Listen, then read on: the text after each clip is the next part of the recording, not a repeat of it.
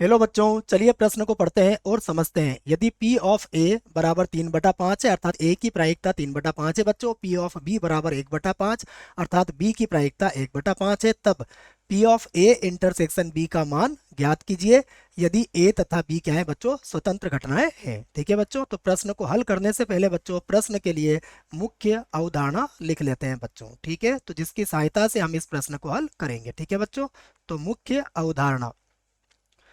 अवधारणा में बच्चों हम स्वतंत्र घटना को समझेंगे और इसके लिए जो सूत्र है उसे भी लिखेंगे। ठीक है, तो देखो बच्चों, हम यह कहेंगे कि यदि ए तथा बी, ठीक है बच्चों, यदि ए तथा बी स्वतंत्र घटना है बच्चों, स्वतंत्र घटना है या घटनाएं हैं बच्चों, है ना, घटनाएं है। ठीक है बच्चों, हमने क्या कहा कि यदि ए तथा बी स्वतंत्र घटनाएं हैं तब तब बच्चों जो सूत्र होता है वह आपको याद होना चाहिए। तब P of A intersection B, यह जो होता है बच्चों P ऑफ ए और गुणा P ऑफ बी के बराबर होता है। ठीक है बच्चों, तो यह स्वतंत्र घटना के लिए हमारे लिए सूत्र है।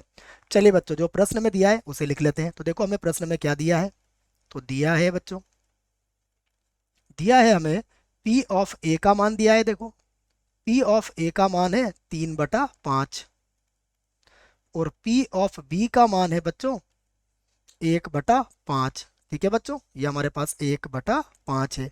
ठीक है बच्चों, यहाँ से मैं बी को पुनः एक बार और लिख देता हूँ बच्चों, ये लीजिए। तो यहाँ पर देखिए, ये था P ऑफ बी। ठीक है, अब देखिए बच्चों, यहाँ पर हम यही बात कहेंगे कि यदि हमें दिया हुआ ना, यदि ए तथा बी, ए तथा बी, देखो प्रश्न में कहा है क्या है, स्वतंत्र घटनाएं हैं, स्वतंत्र घटनाएं हैं। ठीक है बच्चों, ये लिखा हुआ है प्रश्न में, देख लीजिए आप, घटनाएं है। ठीक है बच्चों, और इसका सूत्र हमने लिख लिया है कि यदि यह स्वतंत्र घटना होगी तब क्या सूत्र बनेगा हमारा, तब सूत्र बनेगा P of A intersection B, जिसका मान हमें ज्ञात भी करना है, बराबर क्या हो जाएगा P ऑफ ए और गुणा में आ जाएगा बच्चों P ऑफ बी। ठीक है, अब देखो बच्चों, यहाँ पर जो हमें दिया है वह मान आप यहाँ रख सकते हो। तो देखो P of A intersection B, जिसका मान हमें ज्ञात करना है। P ऑफ ए कितना है हमारे पास, ये है हमारे पास 3/5 और B का मान कितना है बच्चों 1/5।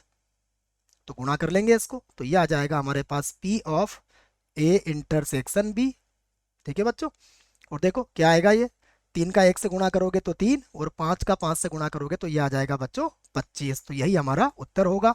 आशा करता हूँ आपको इस प्रश्न का उत्तर समझ में आया होगा। धन्यवाद।